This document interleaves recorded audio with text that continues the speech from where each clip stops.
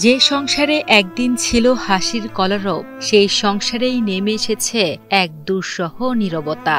স্ত্রী আক্রান্ত মরণ ব্যাধি ক্যান্সারে, স্বামী আক্রান্ত নানান জটিল রোগে, ঘরে রয়েছে ছোট ছোট 4 শিশু সন্তান।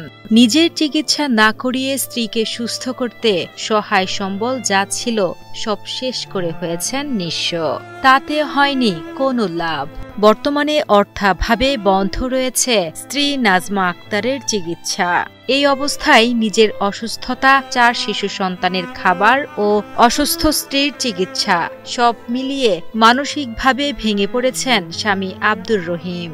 আপনাদের কাছে আমার 4 ছেলেমেয়ের প্রাণ ভিক্ষা চাইতেছে। আমি নিজে ডায়াবেটিসে রোগী, আবার আমার প্রতি সপ্তাহ পাই 1300-1400 টাকার মতো ওষুধ লাগে। আমার বাঁচার ইচ্ছা আছে। আমার 4টা বাচ্চা নিয়ে আমি অনেক কষ্টতে আছি। আমার 4টা বাচ্চা ছোট। নোয়াখালীর কবিরহাট উপজেলার বাসিন্দা আব্দুর রহিম ও নাজমা দম্পতি। 10 বছরের সংসার জীবনে তাদের ঘরে রয়েছে 4 সন্তান। আব্দুর রহিম পেশায় একজন ঝালমুড়ি ব্যবসায়ী।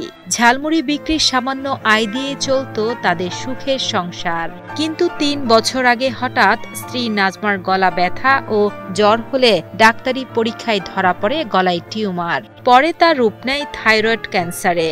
স্ত্রীর চিকিৎসা করাতে গিয়ে হারিয়েছেন ভিটে মাটি, হয়েছেন ঋণগ্রস্ত, কিন্তু তবুও সুস্থ করতে পারেননি স্ত্রীকে।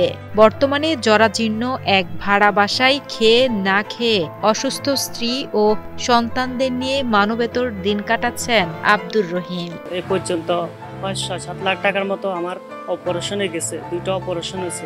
এখন আরো বড় একটা অপারেশন থেকে 10-12 লাখ টাকা মতো লাগবে। আমার স্বামী অসহায়, অসুস্থ মানুষ, কোনো কাজকর্ম করতে পারে না, জায়গা জমি নেই। আমি অসহায়। আমার বাপের দিক দিয়ে নাই, স্বামীর দিক দিয়ে কোনো খেতে স্বামীও নাই। চিকিৎসকের পরামর্শ অনুযায়ী নাজমাকে সুস্থ করতে হলে আরো উন্নত চিকিৎসার দরকার, যার জন্য প্রয়োজন 12 থেকে 15 লাখ টাকা, যা জোগাড় করা আব্দুর রহিমের পক্ষে কোনোভাবেই সম্ভব নয়।